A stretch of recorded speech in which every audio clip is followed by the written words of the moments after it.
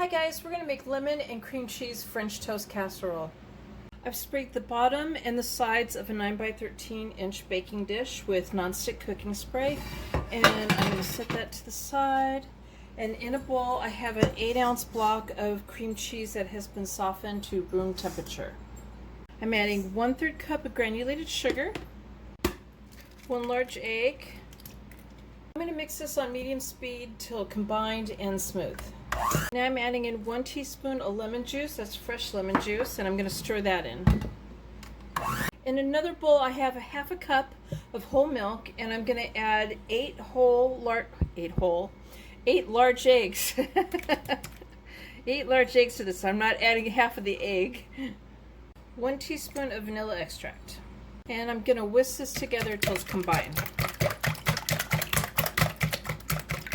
At the bottom of my baking dish I have 6 slices of brioche bread, and I cut them to fit in the pan just like a puzzle.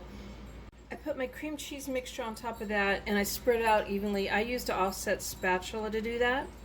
Next I spread a 12.7 ounce jar of lemon curd on top of that with the offset spatula, and you just want to try to make sure you don't mix it up. It will mix up slightly on you though. And on top of that I did 6 more slices of the bread and I puzzled them in. Now I'm going to pour the egg mixture over top of the bread. I cover this with some foil and let it sit in the refrigerator for 30 minutes. Okay, so my oven is preheated to 350 degrees, and I'm going to go ahead and I'm going to put this in the oven covered and bake 20 minutes, and then I'm going to bake it uncovered for 10. You don't want it to be jiggly. So I've let it cool for about 45 minutes, and I'm going to sprinkle some powdered sugar over it.